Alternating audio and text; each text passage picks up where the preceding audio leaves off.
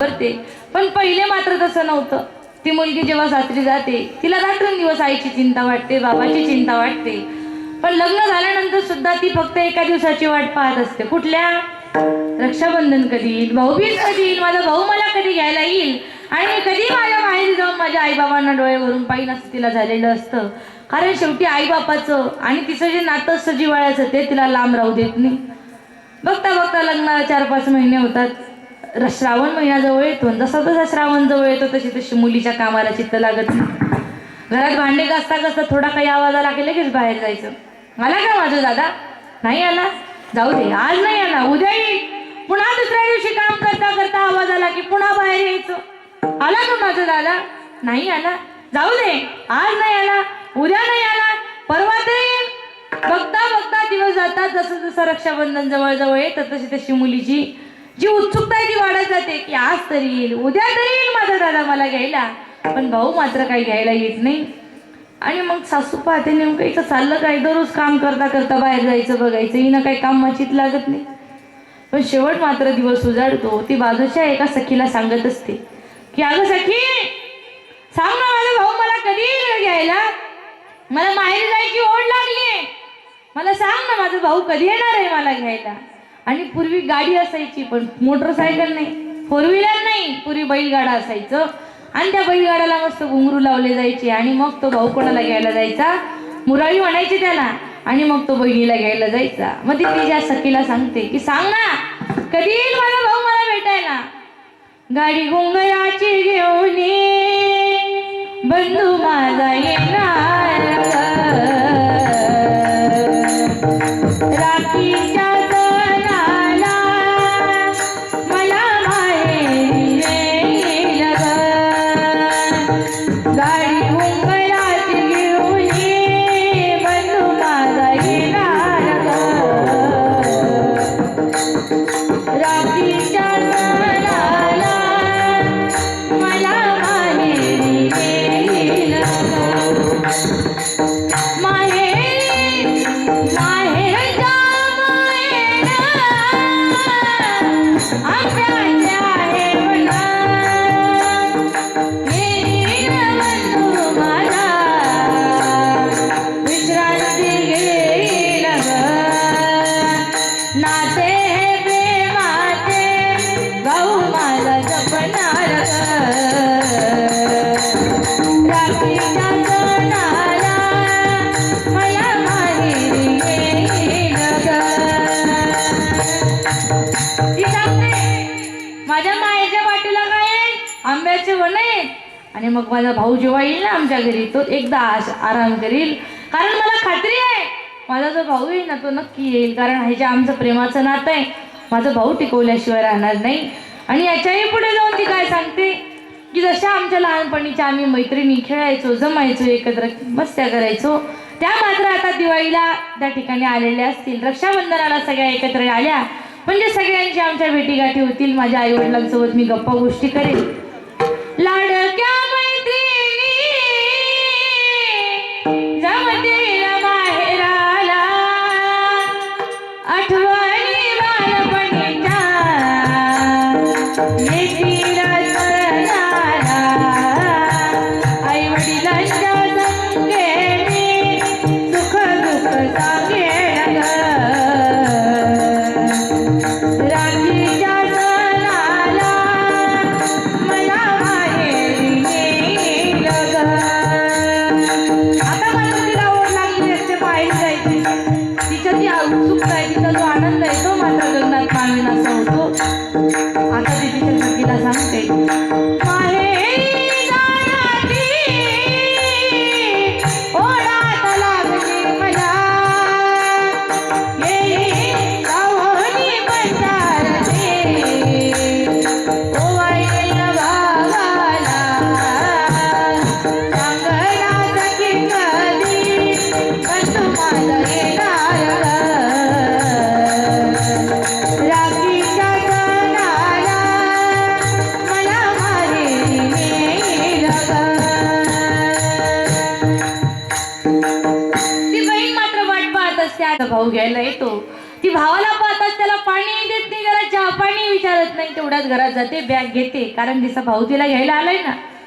तिला हेही भान राहत नाही की माझा दादा एवढ्या लांबून आला, त्याला पाणी देऊ की नको देऊ. आणि अशामध्ये जेव्हा तिच्या भावाजवळ जाते, दादा निघायचं का आता, कारण तिला असं झालेलं असतं की मी ह्या क्षणाला जर माझ्या आईबापाजवळ राहिली असती तर किती आनंद झाला असता, कारण ती एक कन्या आहे आणि तिला आईबापापासून लांब जाऊ वाटत नाही. मग बघता बघता तिच्या भावाच्या गाड्यावर बसली की ती हळूहळू जसं जसं माहेराजवळ ते गाडं जातं तसं तसं प्रत्येक क्षणाला तिच्या डोळ्यासमोर फक्त एकच चित्र येतं, ते म्हणजे बापाचं. मग तुकोबाराय देवाला सांगतात की देवा, आता त्या कन्याला जशी तिच्या बापाला भेटण्याची ओढ लागलेली होती, शेवटती आता तिच्या बापाजवळ चालली आहे देवा, पण सांग ना देवा, आता तू मला कधी भेटशील.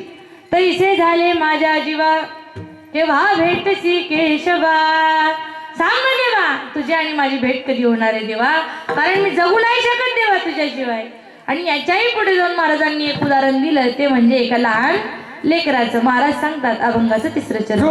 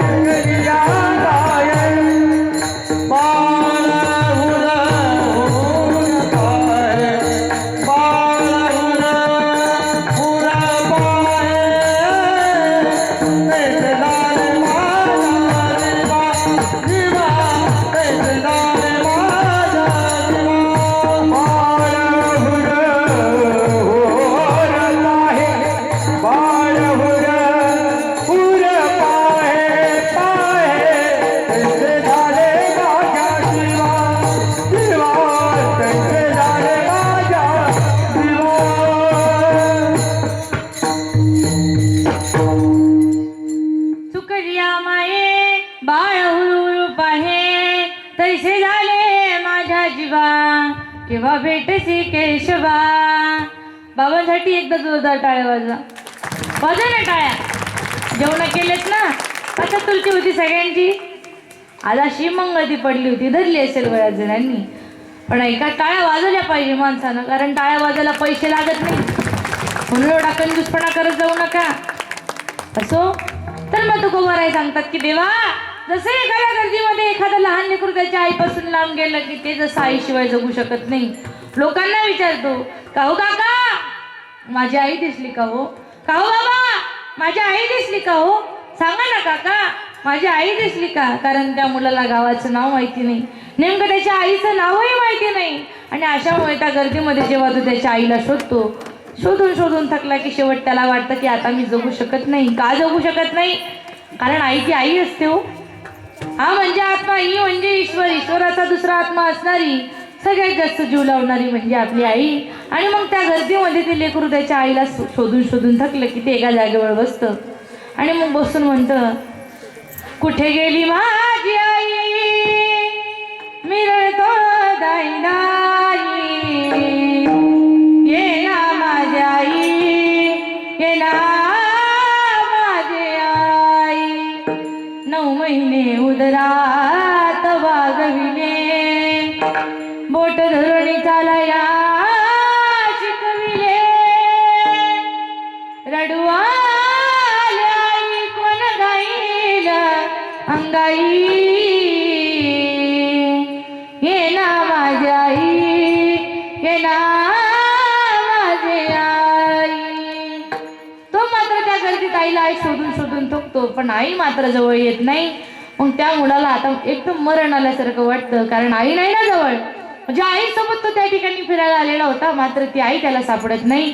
मग देवा, जशी अवस्था त्या लहान लेकराची झाली ना देवा, तैसे झाले माझ्या जीवा. म्हणून देवा आता तरी समजून घे रे माझ्या भावना, नाही जगू शकत मी तुझ्याशिवाय, कारण जसा एक माणसाचा पाण्याशिवाय जगू शकत नाही, तसा मी तुझ्याशिवाय जगू शकत नाही. तेच महाराज सांगतात अभंगाचं शेवटचं चरण, जीवना वेळी मातोळी